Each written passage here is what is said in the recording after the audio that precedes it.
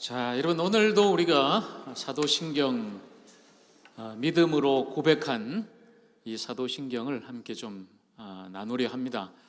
여러분 사도신경은 앞서 제가 말씀드린 대로 하나님에 대한 우리의 신앙 고백이죠. 성부, 성자, 성령에 대한 신앙 고백입니다. 나는 믿습니다. 그래도 누구를요?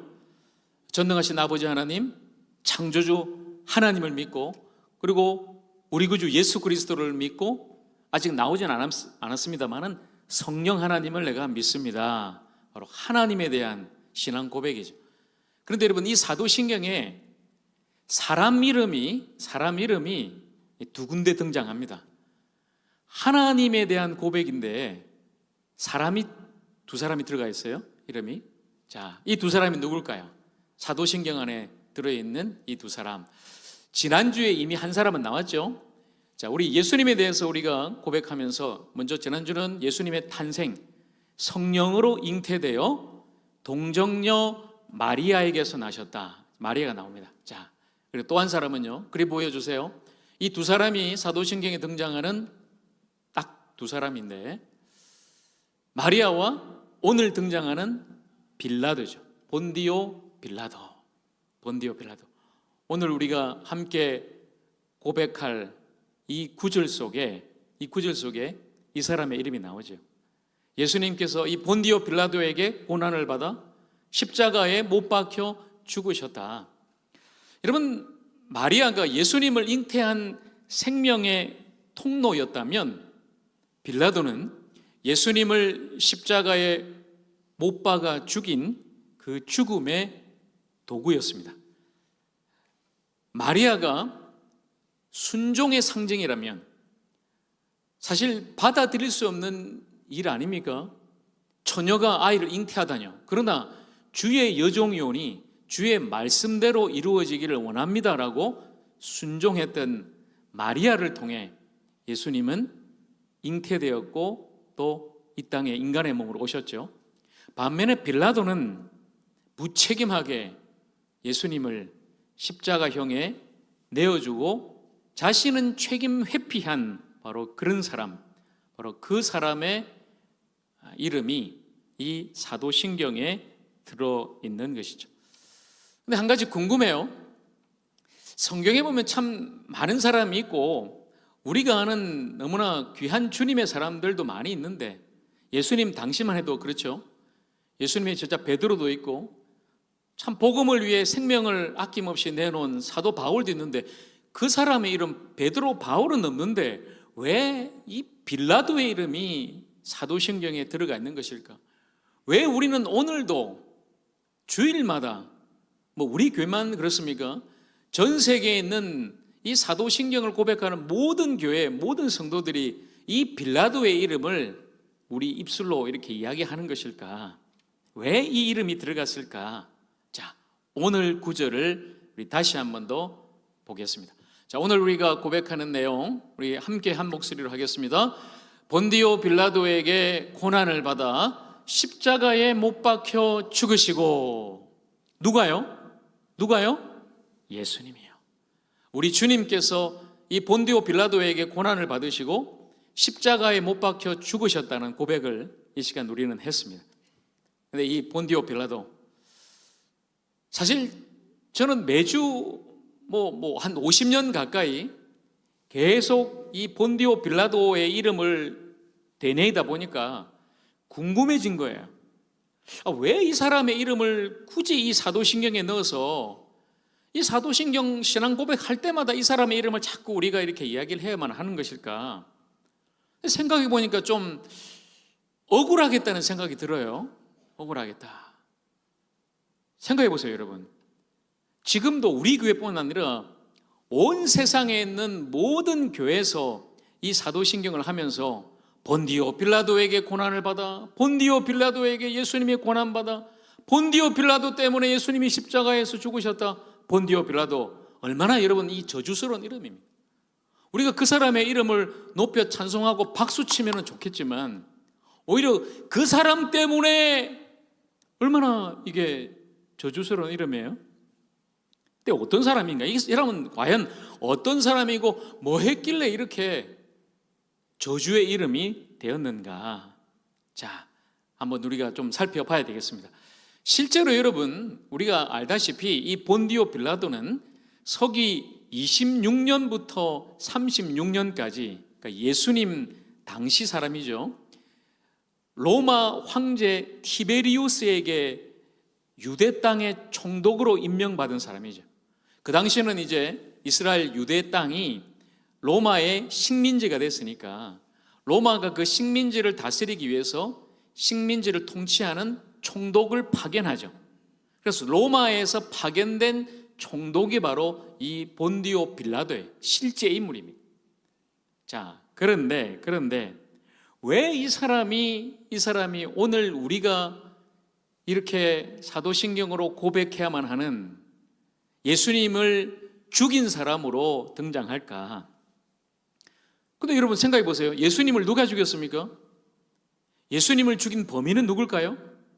여러분, 많은 사람이 있겠죠. 뭐 구체적으로 생각해 보면 예수님을 배반하고 팔아넘긴 가룟 유다도 있을 것이고, 그리고 실제로 그 십자가형을 집행한 로마 군인들도 있을 것이고, 그리고 배후에 또 누가 있었죠? 유대의 종교 지도자들, 특별히 대제사장과 서기관들이 예수님을 죽이기 위해서 회책하고, 유대의 많은 무리들, 그때 그 무리들이, 그 사람들이 사실은 예수님을 죽인 사람들 아닙니까? 근데 왜 이 본디오 빌라도가 여기에 들어갔을까? 자, 성경을 봐야 되겠습니다. 요한복음 19장 12절 말씀, 자, 이 말씀 우리 함께 읽겠습니다. 이러함으로 빌라도가 예수를 놓으려고 힘썼으나 유대인들이 소리질러 이르되 이 사람을 놓으면 가이사의 충신이 아니니라. 무릇 자기를 왕이라 하는 자는 가이사를 반역하는 것이니이다. 보세요. 유대 백성들이 예수님을 잡아서 끌고 왔어요. 총독에게. 왜냐하면 그 당시에는 로마 치하기 때문에 로마법에 의해서 죄인은 다스려야 되죠. 사형시키는 권한이 유대인들한테는 없었던 거예요. 그래서 총독한테 예수님을 끌고 와서 이야기를 합니다. 근데 빌라도가 보니까 전혀 이건 사실 종교적인 문제고 또 종교 지도자들 간에 어떤 뭐 정치적인 문제가 있는 것 같고 해서 이 사람 죽일 죄는 아니다.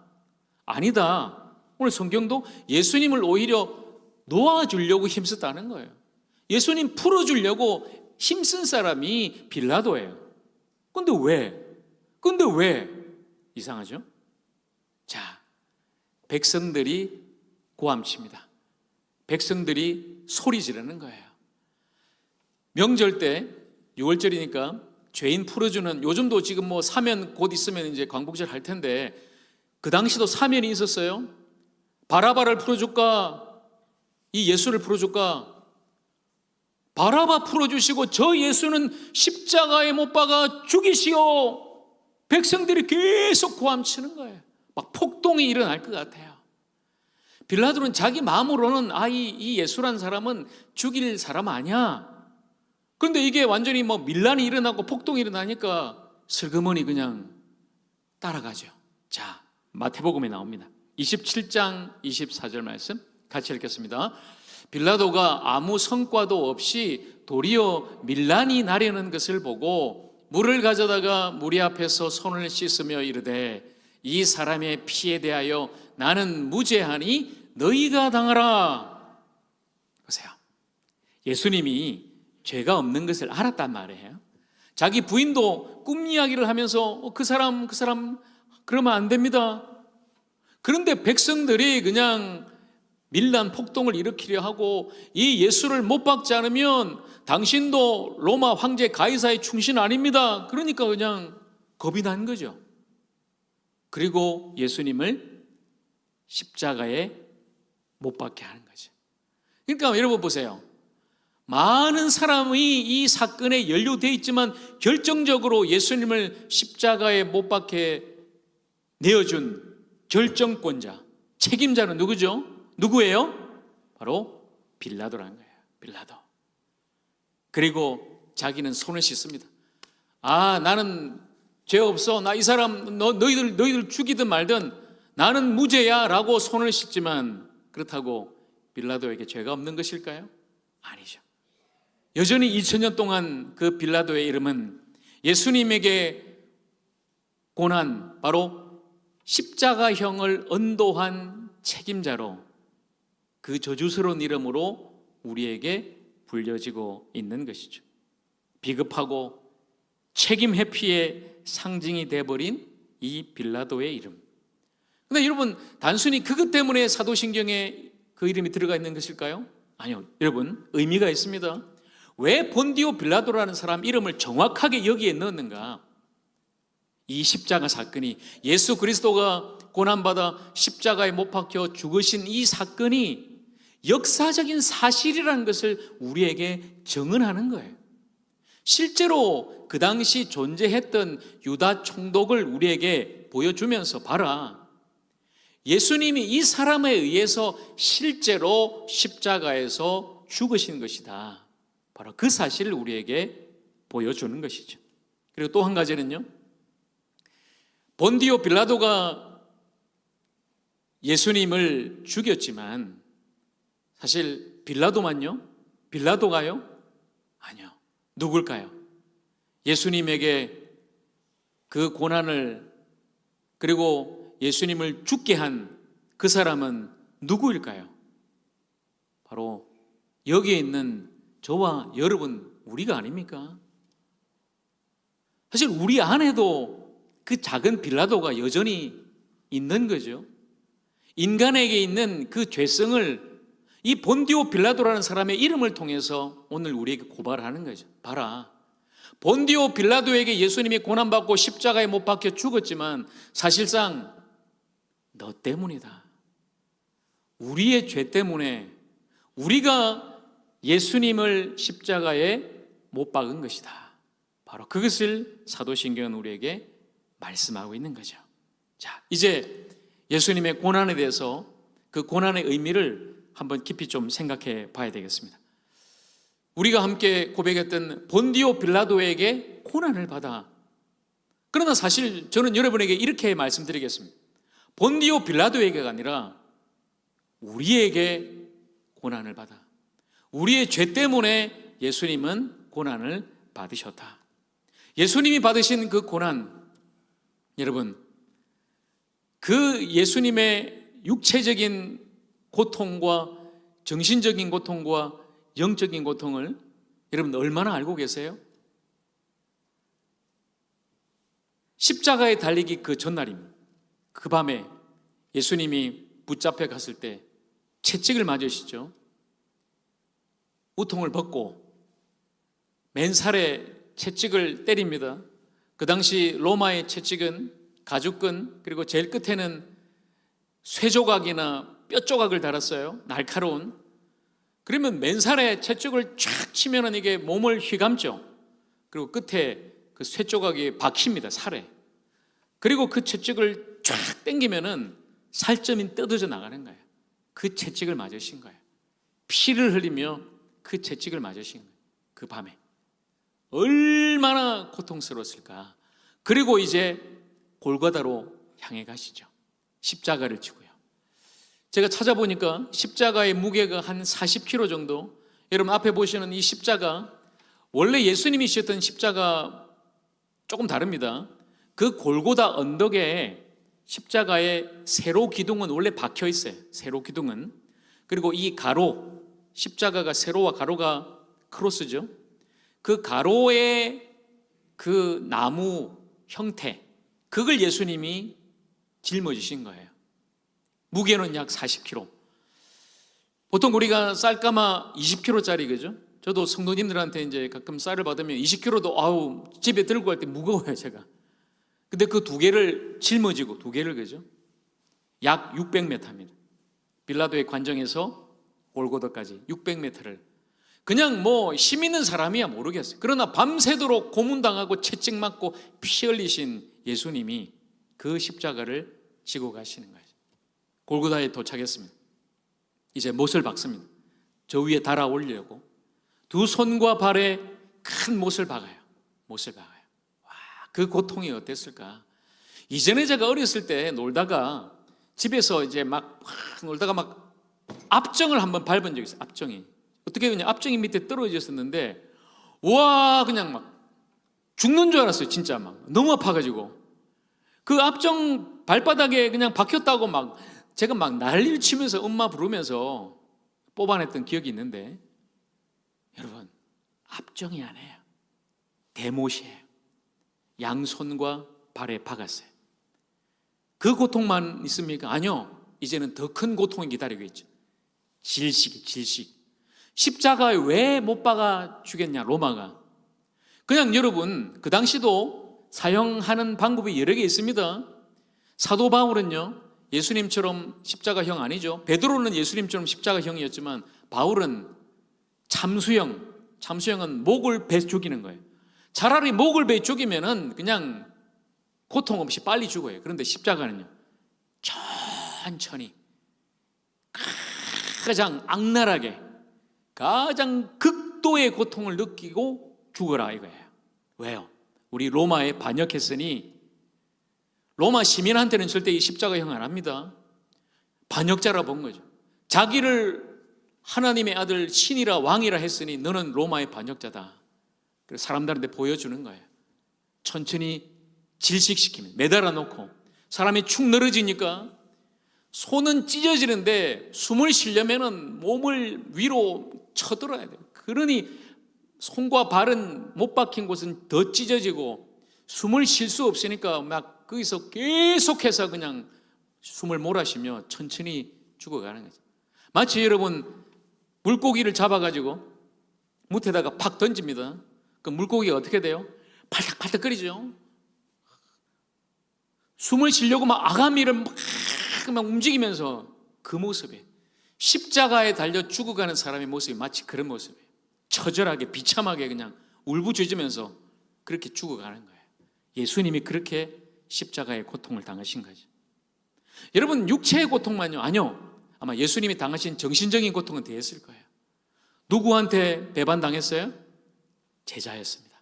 3년 동안이나 데리고 다니면서 그렇게 믿고 그렇게 자기가 길렀던 그 제자 가룟 유다는 예수님을 은삼십에 팔아버리고 믿었던 수제자 베드로 예수님 3번씩이나 부인하고 욕하고 도망가 버리고 얼마나 마음이 아팠을까요?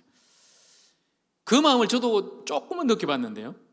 이 배신이라는 게 참 마음에 얼마나 참 아프고 상처가 되는지 아주 오래 전에 저도 참 저하고 너무 가까웠던 한 분이 계셨습니다. 막 흉금 없이 서로 어려움도 막 털어놓고 막 그렇게 이야기하는 분이 계셨어요. 서로 신뢰하고.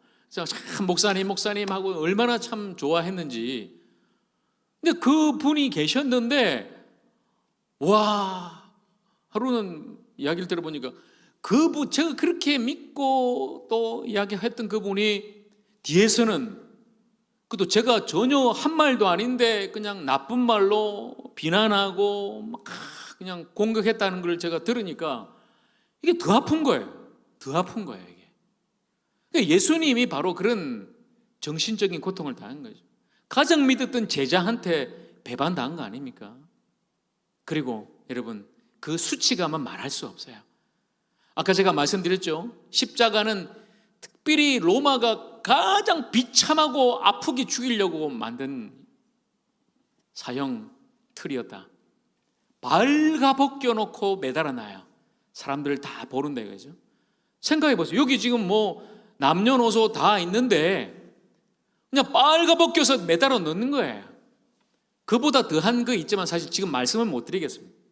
그만큼 가장 부끄럽고 수치스럽게 죽이는 거예요. 가족도 있고 제자도 있고 자기를 따랐던 여인들 있는 그 앞에서 예수님은 낱낱이 자신의 모든 걸 드러내셨어요. 그게 예수님이 당하신 고통이에요. 여러분 영적인 고통도 있습니다. 예수님이 그렇게 십자가 못 박히고 그 배반과 수치도 있지만 제일 예수님이 힘들었던 게 뭘까요?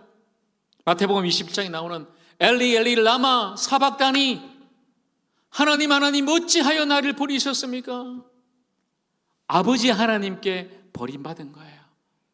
그렇게 예수님은 부르짖는 거죠.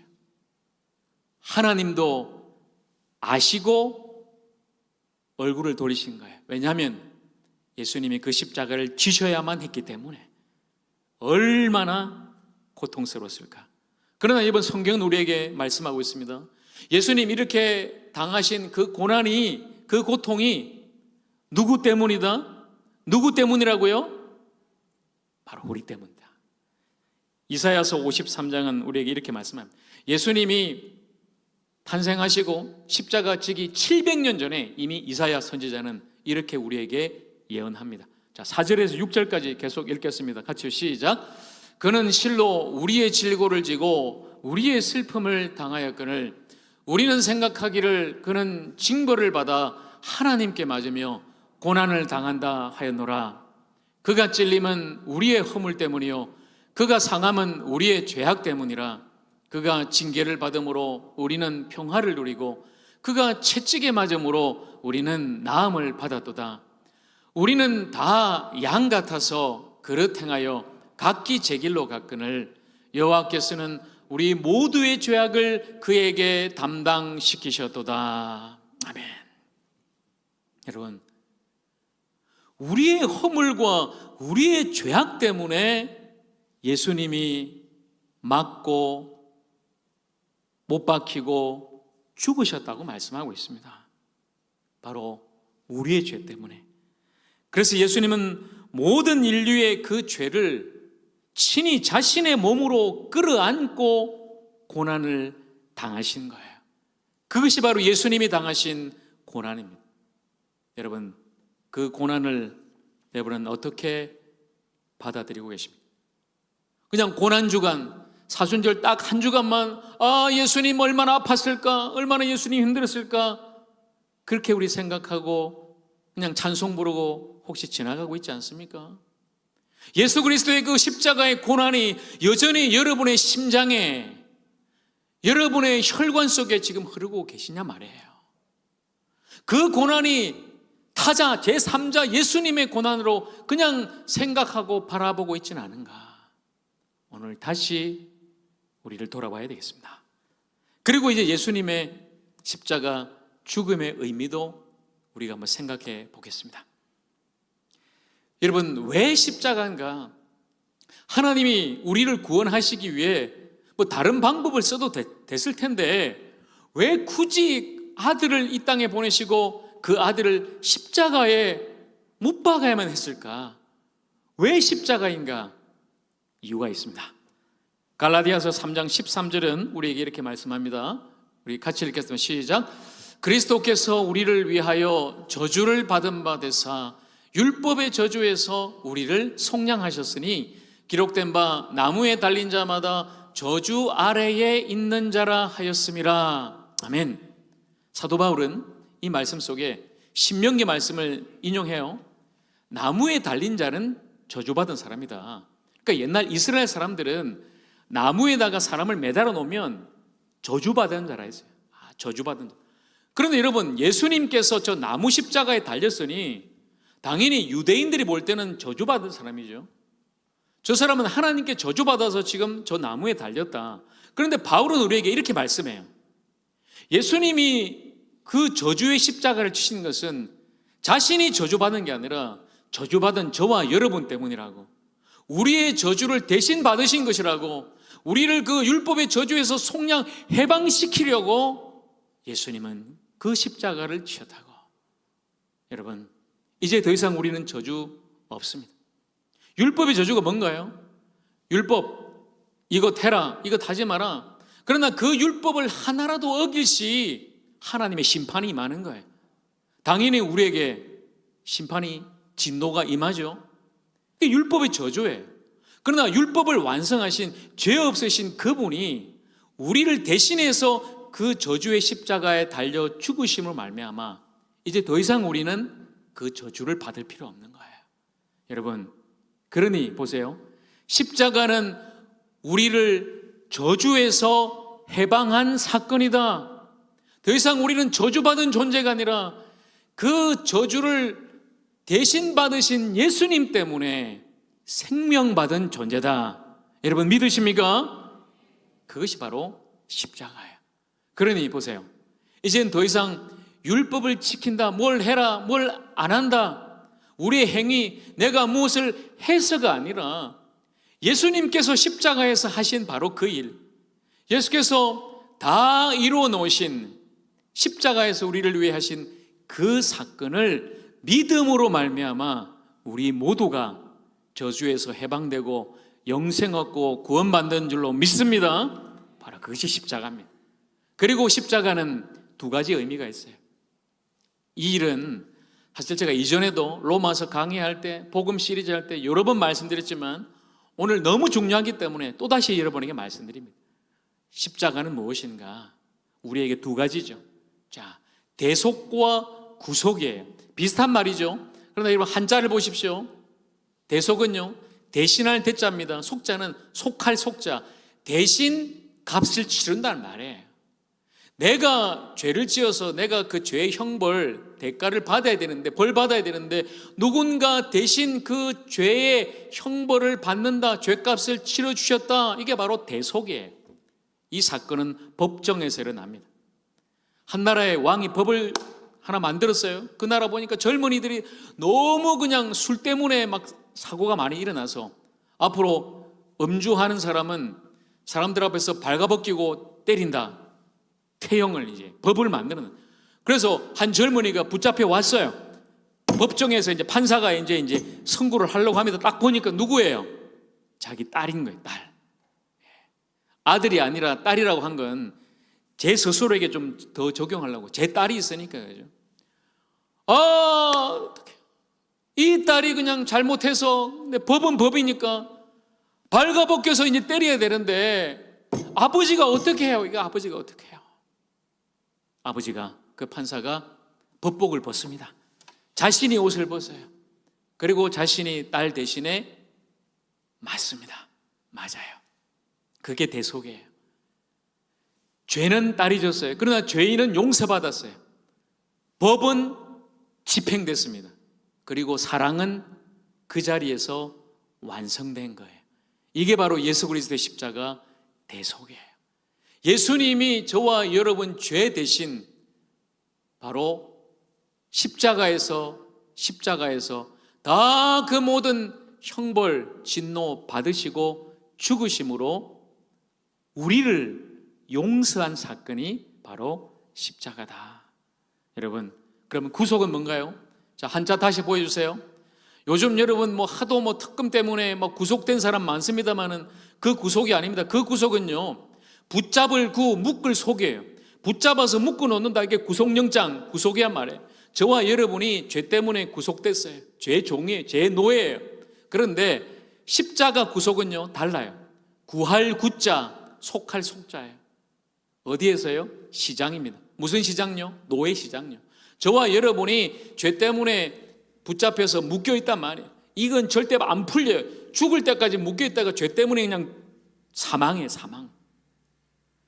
근데 그 노예 시장에 붙들려 있는 저와 여러분을 주님이 보신 거예요. 살려야 되겠다는 거예요. 살려야 되겠다는 거예요. 그냥 내비두면은 그냥 영원한 형벌 죽음으로 갈 존재인데, 그런데 어떻게 살 방법이 없는 거죠. 노예 상인이 안 풀어준다는 거예요. 아주 엄청난 대가를 원해요. 무슨 대가였죠? 무슨 대가였습니까? 십자가의 피값이에요. 예수님은 십자가에 대신 죽으시고 그 피값을 치르고 저와 여러분을 사신 거예요. 그리고 풀어주신 거예요. 자유입니다. 자유예요. 더 이상 저와 여러분은 죄의 종 아닙니다. 예수께서 십자가를 통해 저와 여러분을 자유케 하신 거예요. 그게 바로 구속이에요. 그러니 여러분 보세요. 십자가 두 가지 생각하시면 됩니다.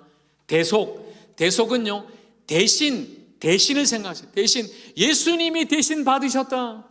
구속은요, 자유예요. 종인, 노예인 우리를 예수께서 자유케 하셨다. 그것이 바로 십자가입니다. 십자가를 생각할 때마다 그 법정에 서 있는, 그 법정에서 사형 선고를 받을 나 자신의 모습, 그 노예시장에서 이제 묶여서 끌려가면 나는 이제 죽는구나, 그렇게 서 있는 나 자신의 모습을 생각하셔야 돼요. 십자가를 볼 때마다요, 주님은 거기서 우리를 구원하신 거예요. 그 법정에서, 그 노예시장에서 주님은 대신 죽으심으로, 그 피값으로 저와 여러분의 모든 죄를 사하시고 우리를 구원하신 줄로 믿습니다. 여러분, 그래서 십자가는 우리에게 생명인 거죠. 십자가는 사랑인 것입니다. 죄를 이긴 죽음이요, 죽음을 이긴 죽음이 십자가입니다. 사랑하는 여러분, 그 예수님의 고난과 십자가를 통해 우리에게 일어난 일이 뭘까요? 오늘 마지막으로 이걸 다시 깊이 한번 생각해 봐야 되겠습니다. 예수님의 그 고난과 그 십자가 죽음으로 말미암아 정죄받아 마땅한, 정죄라는 것은 죄 지었으니까 당연히 죄의 대가를 받는 게 정죄죠. 그러나 이제 더 이상 우리에게는 정죄가 없고 속죄가 찾아왔어요. 예수님이 우리를 용서해 주신 거예요. 죄 사함의 은총인 거예요. 칭의, 의롭다함을 받아요. 그리고 하나님의 자녀로 칭함을 받아요. 양자예요. 자녀된 거예요. 그리고 하나님과 사이에 원수된 관계, 담이 다 무너진 거예요. 이제 관계가 회복되어 하나님과 화목하게 된 거죠. 그래서 하나님이 주시는 영원한 생명을 받고 구원받게 된 거예요. 그게 바로 예수님의 십자가를 통해 우리에게 일어난 놀라운 사건입니다. 이제 우리는 이렇게 고백할 수 있겠죠? 주님, 그렇습니다. 주님이 당하신 그 고난은 사실 원래 내가 받아야만 할 고난이었습니다. 그런데 예수님이 십자가의 고난, 그 죽으심을 통해 이제 내가 죄사함 받고 이제 내가 하나님의 자녀 됐고 내가 영생 얻어 구원받았습니다. 주님 감사합니다. 오늘 저와 여러분이 해야 될 고백, 바로 이것이 아니겠습니까? 여러분, 오늘의 사도신경을 이제 마치면서 다시 한번 여러분에게 말씀드립니다. 이 구절 여러분 매번 사도신경 할 때마다 그냥 넘어가지 마세요. 한 구절 한 구절이 다 마찬가지지만 여러분, 특별히 오늘 이 구절, 예수님이 본디오 빌라도에게 고난을 받으시고 십자가에 못 박혀 죽으셨다는 사실을 고백할 때마다 단순히 외워서 하는 우리의 입술의 고백이 아니라 다시 그래도 내 심장을 들이며 믿음으로 고백할 수 있는 우리 모두가 되기를 간절히 소망합니다. 빌라도처럼 그냥 나는 죄 없다 손 씻는 게 아니라 예수의 십자가 그 피로 씻는 거예요. 예수의 보혈로 다시 한 번 더 씻고 예수의 십자가가 나의 십자가가 되어서 예수와 함께 죽고 예수와 함께 다시 사는 거죠. 내가 그리스도와 함께 십자가에 못 박혔나니 그러니 이제는 내가 사는 것이 아니요 오직 내 안에 그리스도가 사는 것이다. 이제 내가 육체 가운데 사는 것은 나를 사랑하사 나를 위하여 자기 자신을 버리신 하나님의 아들을 믿는 그 믿음으로 사는 것이다. 이 고백이 우리 모두의 고백이 되기를 간절히 원합니다. 이 고백으로 살아가는 거예요. 사랑하는 여러분, 십자가를 통해 우리는 용서받았고 십자가를 통해 우리는 용납되어졌고 십자가를 통해 우리는 자유케 되었으며 예수의 십자가로 말미암아 우리는 새 피조물이 되었고 영원 생명 얻어 구원받았습니다. 오직 예수 그리스도의 그 십자가를 부끄러워하지 않고 주님이 우리 대신 고난 받으셨으니 앞으로 우리의 삶에 찾아오는 그 어떠한 고난도 두려워하지 않고 오직 주님의 그 십자가의 사랑만 감사하고 자랑하고 그 십자가의 길, 외롭고 힘들고 좁은 길이지만 그 길을 주님을 따라 그렇게 나아가는 저와 여러분 모두가 되기를 우리 주님의 이름으로 간절히 축원합니다. 아멘. 기도하겠습니다.